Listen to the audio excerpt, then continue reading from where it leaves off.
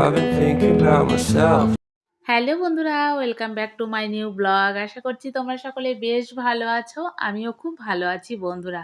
তো সবার প্রথমে তোমাদেরকে বলে রাখি, এই ভিডিওটা কিন্তু বেশ কয়েকদিন আগেকার ভিডিওটা আমি করেছি কিন্তু তোমাদের সঙ্গে আর শেয়ার করা হয়নি।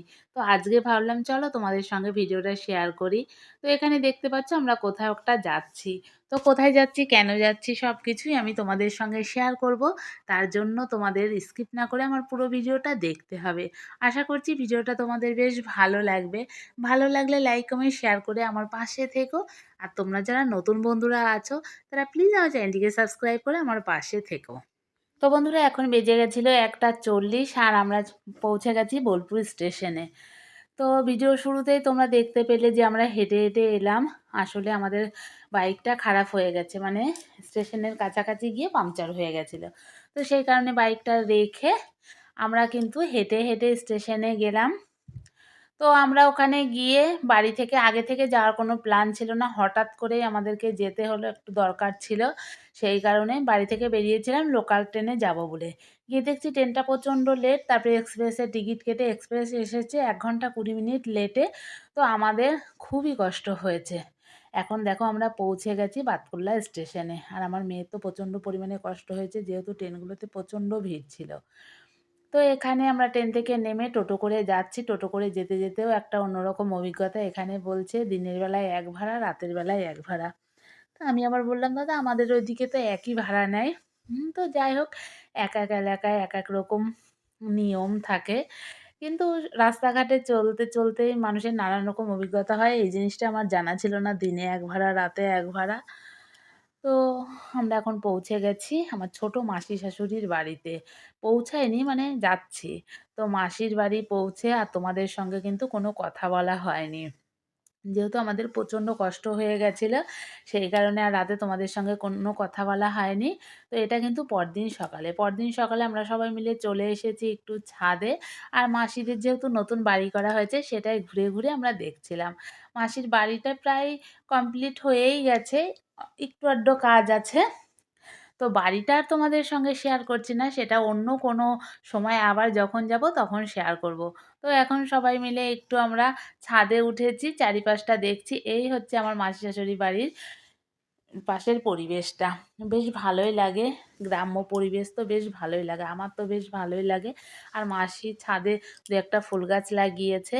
তো আমার মেয়ে আবার এই ফুলটা দেখে বলছে, "দেখো মা কত সুন্দর ছিঁড়বো, ছিঁড়বো" করছে। আর ওই দেখো ওরকম রিঅ্যাকশন ওই যে পাশের বাড়ির গোলাপ গাছটা দেখে, যেহেতু ওর গোলাপ ফুল খুব প্রিয়। তো ওখান থেকে ডাল আনবো, ডাল আনবো করে ওরকম চিৎকার করছে। ওই ডালটা কিন্তু ও নিয়ে এসছে। অন্য কোনো একটা ভিডিওতে তোমাদেরকে দেখাবো, ডালটা কিন্তু আছে। তো আমরা আবার একটু সকালবেলা চা খাওয়ার পর বেরিয়েছিলাম। আর যেতে যেতে দেখছি দেখো গাছগুলোতে কত সুন্দর ডালিয়া ফুল ফুটে রয়েছে। আমার যেহেতু ফুলের একটু নেশা আছে বেশ ভালোই লাগে। আর যেখানেই ফুল দেখি একটু ভিডিও করে নিই।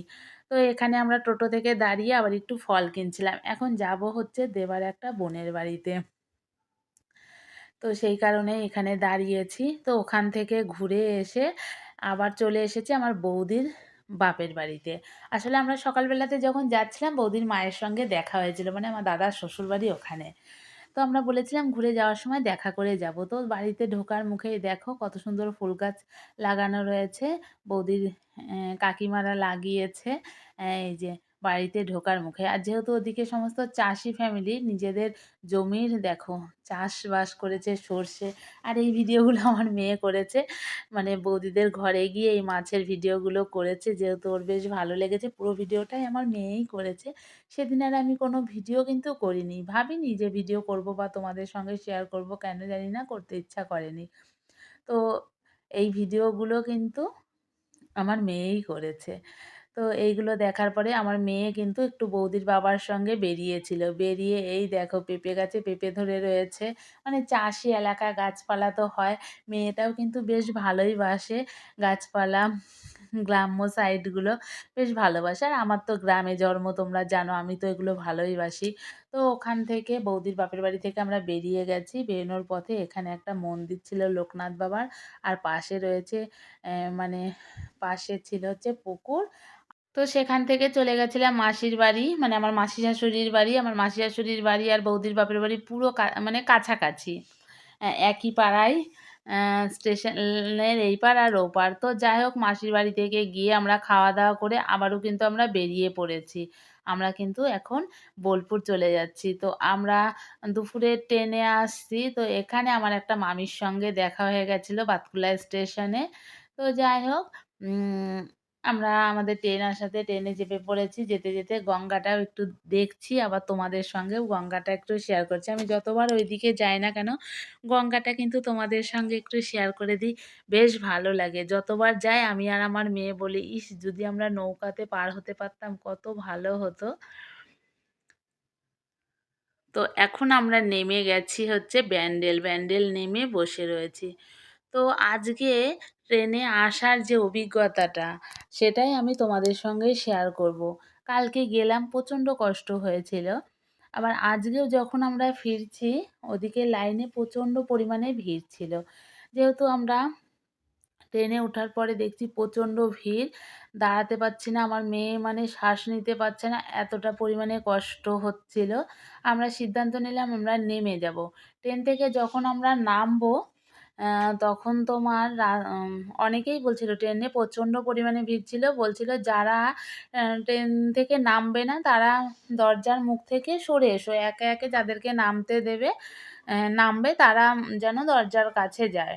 কিন্তু কিছু ছেলেরা ছিল যারা ওই দরজার সামনে দাঁড়িয়ে ছিল। বলছিল আমরা নামবো কিন্তু নামেনি।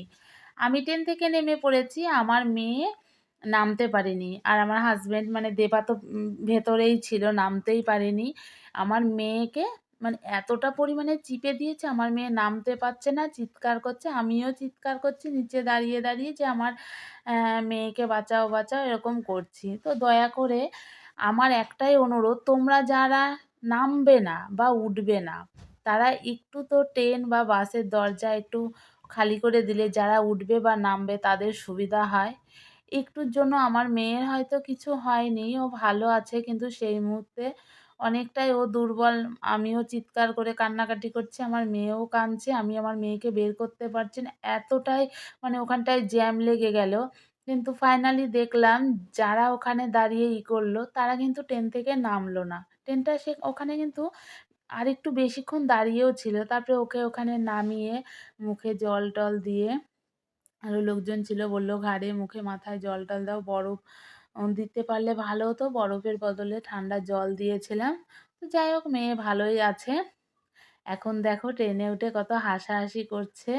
এখন আমরা আবার বিশ্বভারতীতে উঠে পড়েছি। যাই হোক এখন ফাঁকা, ফাঁকা রয়েছে। শুয়ে পড়েছি। আমার মেয়েটা পুরো চুপচাপ হয়ে গেছিল। সত্যি আজকে একটা অন্যরকম অভিজ্ঞতা হলো। কালকে যাওয়া থেকেই বাড়ি ফেরা অবধি প্রচণ্ড পরিমাণে কষ্ট হয়েছিল। তো কালকে যখন আমরা যাচ্ছিলাম তখন জানো তো আমরা বাড়ি থেকে বেরিয়েছি। আমাদের সামনে একটা বিড়াল পড়ল। তখন দেবা আবার বলছিল, "বিড়াল পড়ল তো দেখবে কিছু না কিছু একটা আমাদের হবেই।" তো ঠিক গাড়িটা খারাপ হলো। তো আমি বলছি, ওসব কিছু না।" তো দেখো যেতে আসতে আমাদের দুদিনই প্রচণ্ড পরিমাণে কষ্ট হলো। আমাদের কিছু না কিছু দুর্ঘটনা ঘটলো। তো কুসংস্কার হোক বা এমনি সংস্কার হোক আমি জানি না বা মানি না। কিন্তু আমি ১ম এই বললাম যে, "তো কিছু হবে না মনে হয়।" দেবা বলল, "বিড়াল পড়লো আজকে কিছু একটা ঘটবেই।" তো দেখো সত্যি, সত্যি দুদিনের জার্নিতে মানে তোমাদেরকে হয়তো সেই ফুটেজগুলো আমি দেখাতে পারছি না। মানে অত ভিড়ে সবসময় ক্যামেরা তো ওইভাবে মানে ভিডিও করা সম্ভব না। আর ওই মুহূর্তে তখন আমি আমার মেয়েকেই করব না, আমি ভিডিওগুলো করব বলো? সম্ভব না। কিন্তু আজকে অন্যরকম একটা অভিজ্ঞতা। মানে আমি এদিকে চিৎকার করছি নিচে দাঁড়িয়ে, আমার মেয়ে ওপরে মানে ট্রেনের মধ্যে চিৎকার করছে। এরকম একটা অভিজ্ঞতা। আর মেয়েটারও খুব লেগেছিল। তো যাই হোক, তোমরাই বলো এগুলো কি সত্যি হয়? না এটা কোনো কাকতালীয়ভাবে ঘটনা ঘটেছে? আমি জানি না। তো এখন আমার মেয়ে উঠে দেখো কত রকম কিছু করছে আর শরীরটা অনেকটাই ক্লান্ত। একবার ওর বাবার কাছে শুয়ে পড়ছে, একবার আমার কাছে শুচ্ছে আর ওইদিকে দেখাচ্ছিল ও আসার সময় টাকা পেয়েছে ওগুলো দিয়ে রাত হয়ে গেছে আমাদেরকে বিরিয়ানি খাওয়াবে। দেখো এখন কত সুন্দর পাখির মতো উড়ছে, করছে। কিন্তু কয়েক ঘন্টা আগে সত্যি বলতে অনেকটা মানে কি বলবো খারাপ পরিস্থিতির মধ্যে দিয়ে গেলাম। মানে কতটা ভয়ানক সেটা আমি বলে তোমাদেরকে বোঝাতে পারবো না, সেদিন যে কীরকম হয়েছিল।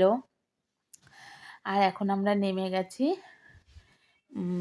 বোলপুর স্টেশনে। তো যাই হোক, এবার তো বাড়ি যাব। তো এখানেই শেষ না, তো দেখো যেতে যেতে তোমাদেরকে আবার রাত্রেবেলায় স্টেশনটা একটু দেখিয়ে দিচ্ছি। রাত্রেবেলায় বেশ ভালো লাগে। আর বোলপুর স্টেশনটা না এখন আর, এর আগেও আমি তোমাদের সঙ্গে শেয়ার করেছি, কিন্তু এখন আরও সুন্দর করছে, কাজ চলছে। তো এইদিকেই দেখো সামনে কাজ চলছে।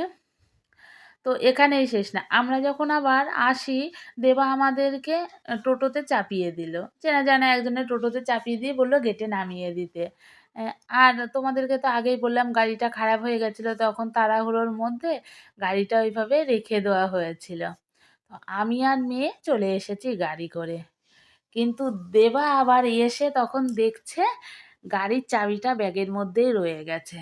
আমি আবার বাড়িতে এসে তখন আবার ফোন করেছি যে পৌঁছে গেছি, বলছে গাড়ির চাবি রয়ে গেছে। আমি আবার সাইকেল নিয়ে রিটার্ন সে রাত্রেবেলাতে স্টেশনে গেছি। তো মানে এত হয়রানি হয়েছি, আর আমার মুখের অবস্থা দেখতে পেলে পুরো কালিন্দির হয়ে গেছি। তো যাই হোক, এই ছিল মানে সেদিন বাতকুল্লা যাওয়া আসার একটা মানে ভয়াবহ দুর্ঘটনা। সত্যি ভয়াবহ। সেদিন যে আমার মেয়েকে নিয়ে আমার কীরকম হয়েছিল সে আমিই একমাত্র জানি। তো বন্ধুরা, যেতে যেতে যা যা ঘটলো সবই তো শেয়ার করলাম। তো চলো এখনকার মতো টাটা, বাই বাই, আবার দেখা হচ্ছে পরের ভিডিও।